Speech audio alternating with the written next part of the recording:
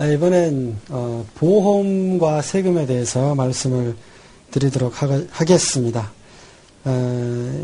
기본적으로 보험과 관련해서는 계약자, 피보험자, 수익자가 있다 보니까 여러 가지 복잡한 세무 문제가 발생이 될 수 있는데 개인과 법인으로 나누어서 말씀을 드리겠습니다. 먼저 개인에 대해서 말씀을 드리겠습니다. 개인의 경우에 자, 보험은 일반적으로 계약자,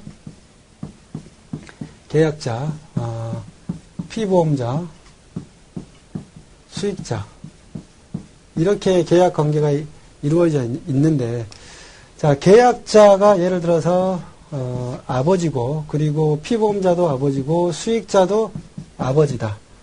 이렇게 됐을 경우에는 전혀 문제가 될 것은 없죠. 왜냐하면은 계약자는 돈을 불입하는 사람인데 돈을 불입하는 사람하고 돈을 타가는 사람이 같으니까 어떤 증여 문제가 발생이 되지는 않습니다만은 만약에 이제 상속이 피보험자가 사망함으로써 상속이 개시가 된다면은 이런 경우에는 궁극적으로 수익자가 상속인들이 될 거고 그런 경우에는 상속세가 부과가 되겠죠.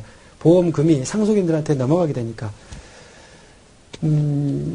많은 경우에 문제가 되는 게 계약자는 아버지고 그리고 피보험자는 아버지고 그리고 수익자는 자녀인 경우에 이때 문제가 됩니다.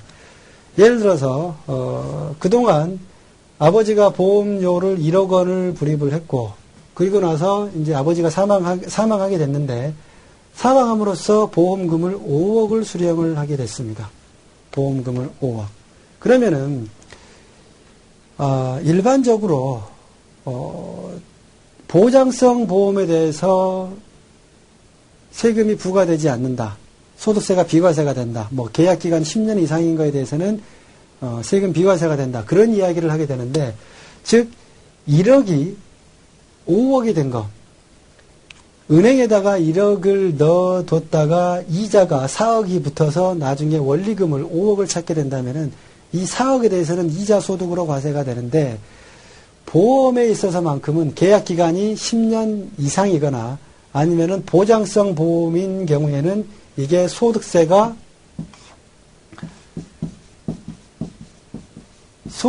과세가 되지 않습니다. 비과세가 되죠. 그래서 보장성 보험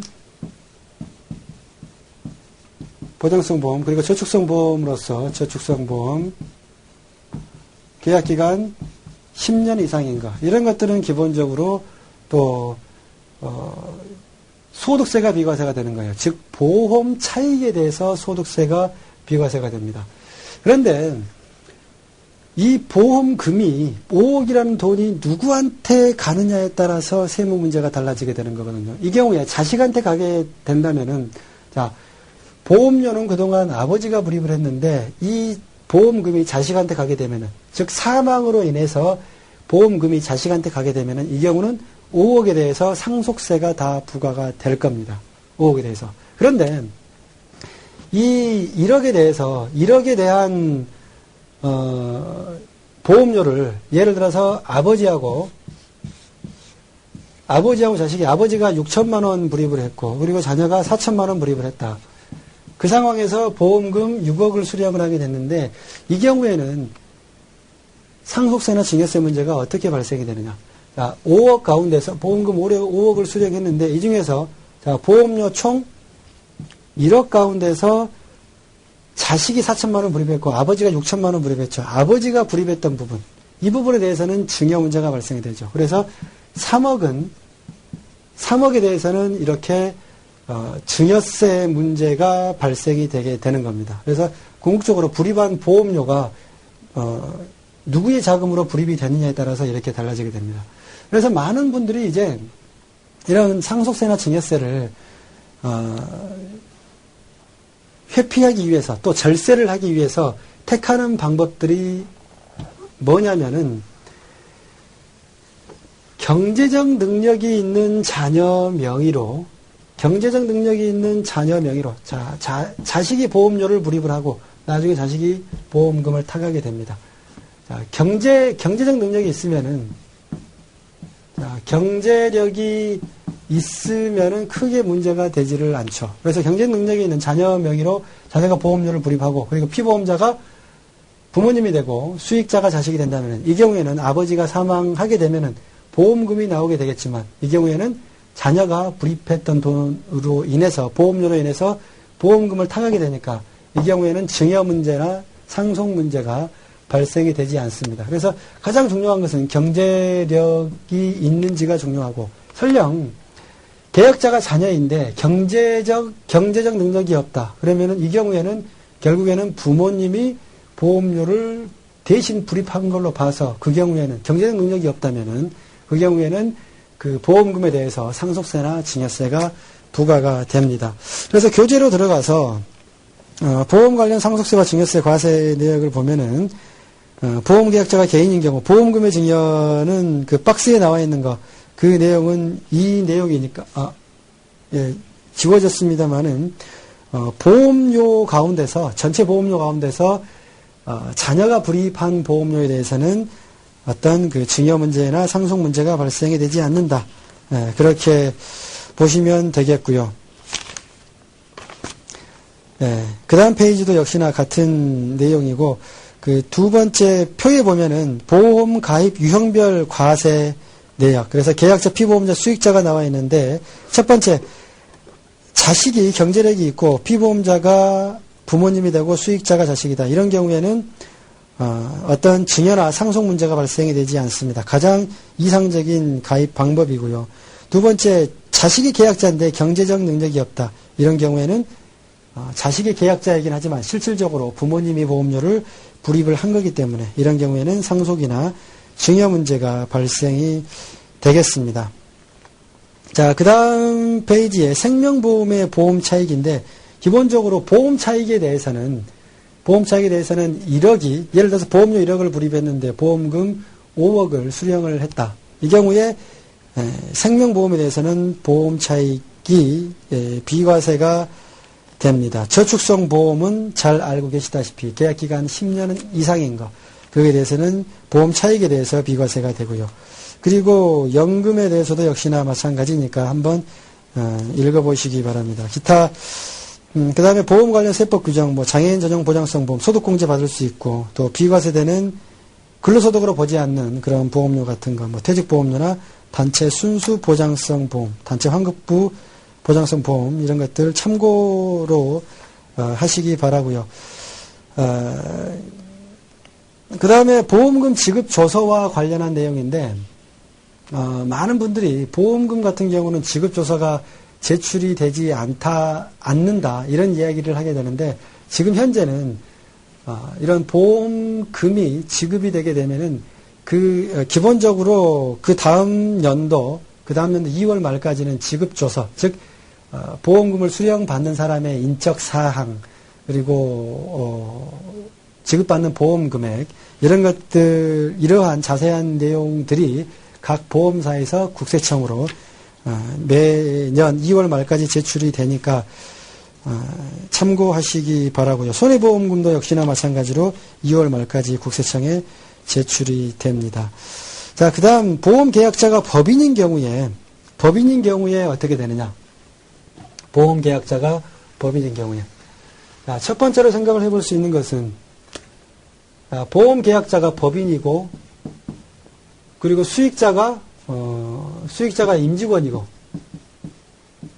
그리고 피보험자가 임직원이고, 수익자가 법인인 경우에, 자, 이 경우에는 법인이 보험료를 불입하고 나중에 이렇게 보험금을 타가게 되죠.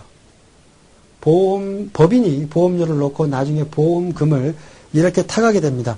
그랬을 경우에는 저 보험료에 대해서 만기 환급금 상당액은 자산으로 처리하고 그리고 나머지는 보험기관 경과에 따라서